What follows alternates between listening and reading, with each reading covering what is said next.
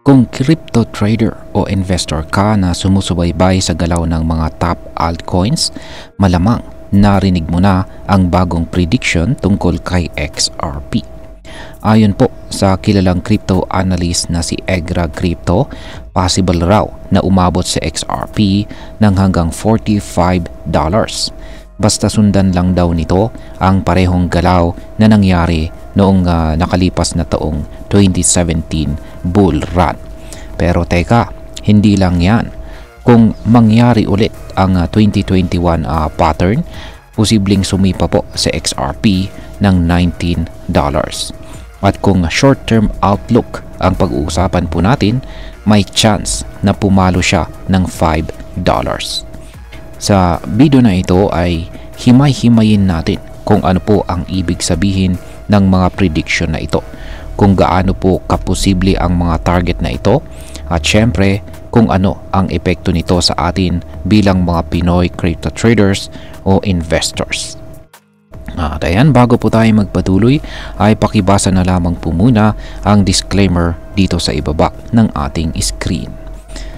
At ayan, simulan po natin sa unang katanungan natin dito, kung paano po naisip ni Egrag Crypto na aabot ng $45 itong si XRP.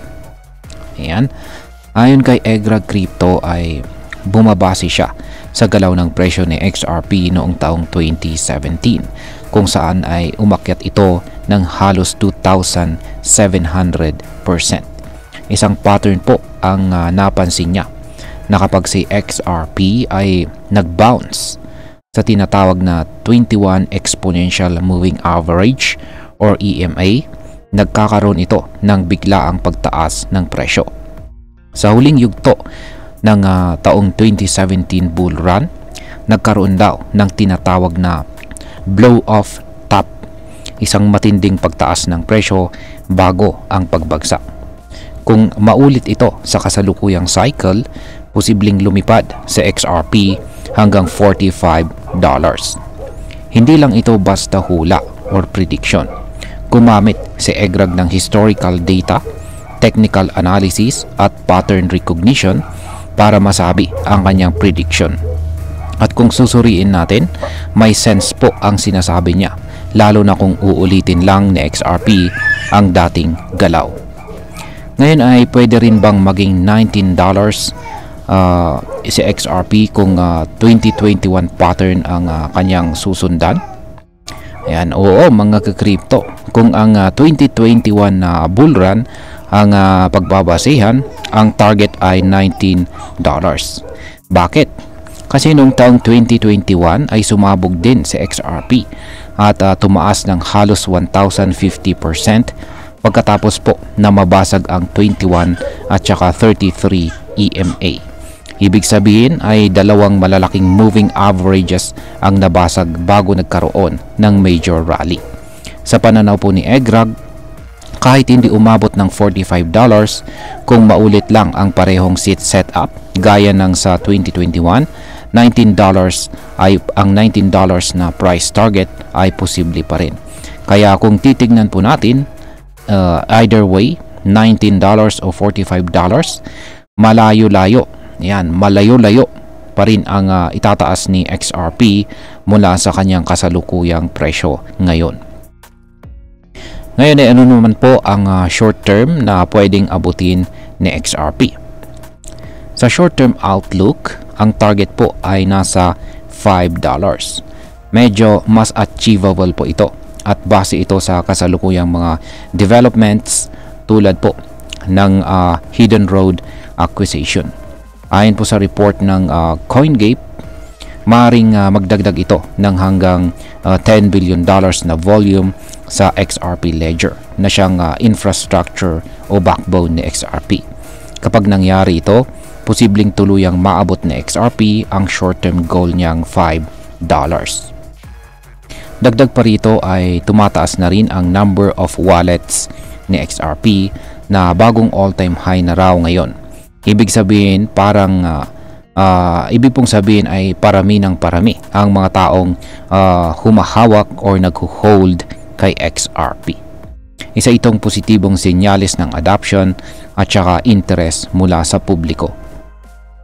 Ngayon ay may posibilidad ba talaga na umabot ng $1,000 sa XRP?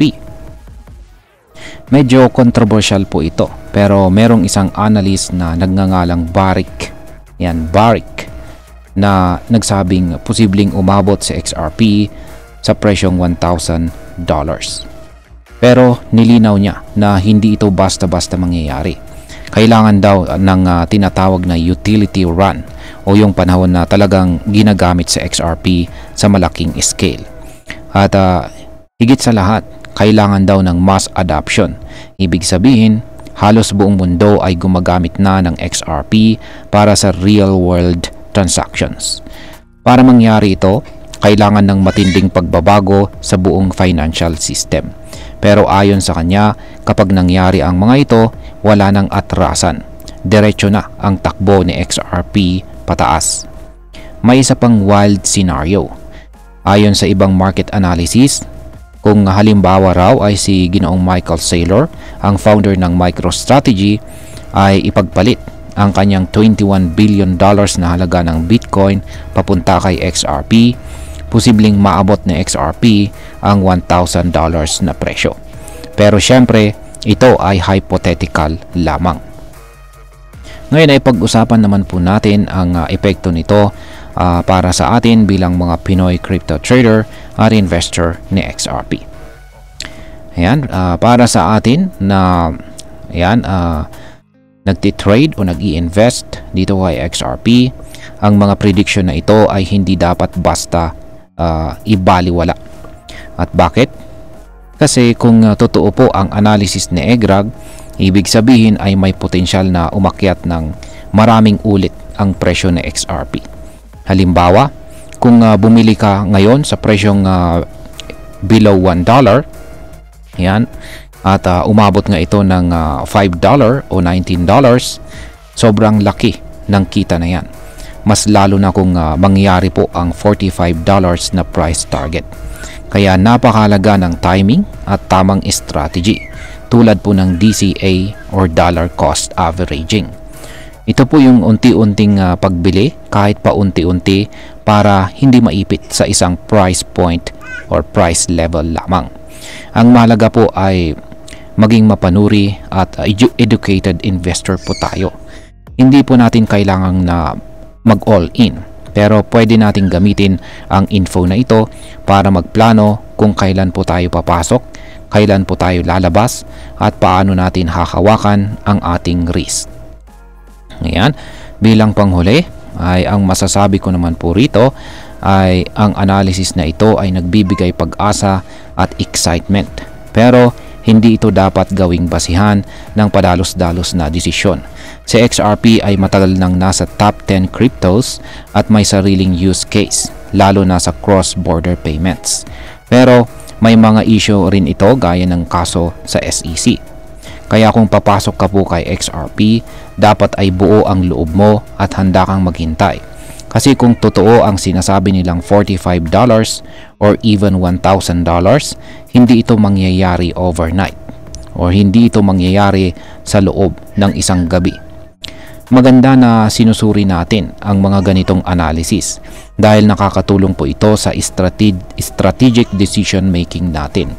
Pero tandaan natin, ang crypto market ay sobrang volatile. Ang tanging paraan para manalo ay ang magkaroon ng strategy, disiplina at tamang kaalaman. At ayan, hanggang dito na lamang po tayo sa video na ito mga ka-crypto. Marami pong salamat sa panonood. Ingat po tayo lagi at God bless po sa ating lahat.